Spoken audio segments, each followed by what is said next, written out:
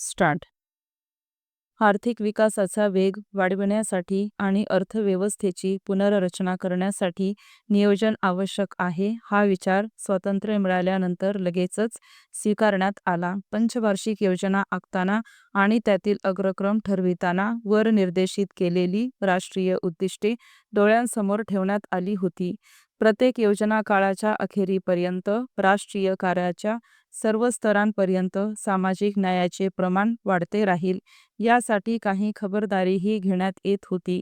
आर्थिक सत्तेचे केंद्रीकरण होऊ नये, तिला जनतेचे शोषण करता येऊ नये व प्रत्येक व्यक्तीच्या प्रतिष्ठेचे जतन झाले पाहिजे या दृष्टीने पूरक आर्थिक सामाजिक कायदेही करण्यात आले. परिच्छेद हे सारे उपाय योजनात आलेले असतानाही नियोजनाच्या पहिल्या 20 वर्षांमध्ये सामाजिक न्यायाची कदर न करताच आर्थिक विकास होत राहिला हे मान्य केलेच पाहिजे. 2 दशकांच्या विकास प्रयत्नानंतरही आर्थिक सत्तेचे केंद्रीकरण वाढलेले आहे. काही थोड्या लोकांची चैनीची राहणी व वारेमाप खर्च चालूच आहे आणि मागास पिढ्यानपिढ्या गरीब असलेल्या लोकांच्या आणि विशेषतः अनुसूचित जाती जमातींच्या जीवनात पंचवार्षिक योजनांनी फारसा बदल घडवून आणलेला नाही. ही वस्तुस्थिती नाकारता येत नाही. या काळामध्ये देशाची जी भरभराट झाली तिचा लाभ प्रत्येक व्यक्तीपर्यंत पोहोचू शकलेला नाही. याबाबतीत हरितक्रांतीचे उदाहरणही घेता येण्यासारखे आहे.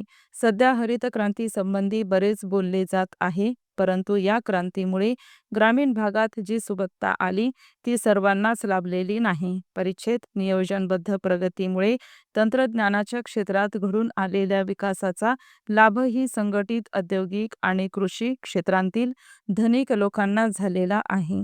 या तक्रारीत बरेच तथ्य आहे.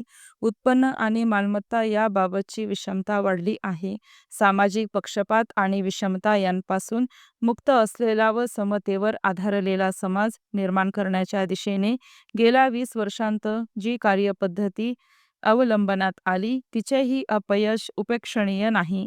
समताप्रधान समाज निर्माण करण्याच्या दृष्टीने आपण बरेच प्रयत्न व आवश्यक ते कायदेही केले, तरी पण राष्ट्रीय जीवनात आपलाही सहभाग आहे. ही जाणीव समाजाच्या दलित आणि निरंतर उपेक्षित राहिलेल्या लोकांमध्ये निर्माण होऊ शकलेली नाही. त्या लोकांनी माणूस म्हणून जगण्याचा आपला अधिकार बजावण्याचा प्रयत्न केला की लगेच जात आणि वर्ण यांच्या उच्चतेचा कालबाह्य आणि उर्मट बळेजाव दाखवून त्यांना विरोध केला जातो.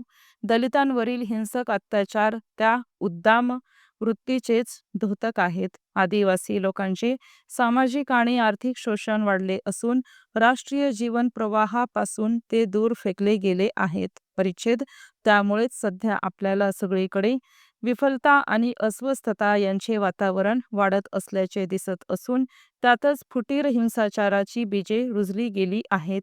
या हिंसाचाराला तोंड फुटले तर जी ध्येय आपण उराशी जपलेली आहेत त्यांच्या मुळावरच घाव बसेल. परिच्छेद म्हणून आता आपण आपल्या कार्यपद्धतीमध्ये बदल करण्याची वेळ आलेली आहे.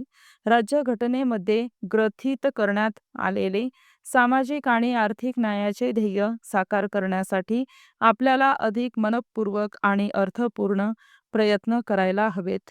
पक्ष संघटनेच्या सर्वच पातळ्यांवर याबाबत तातडी दिसली पाहिजे.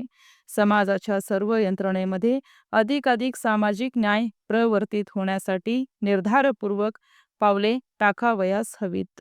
स्टॉप.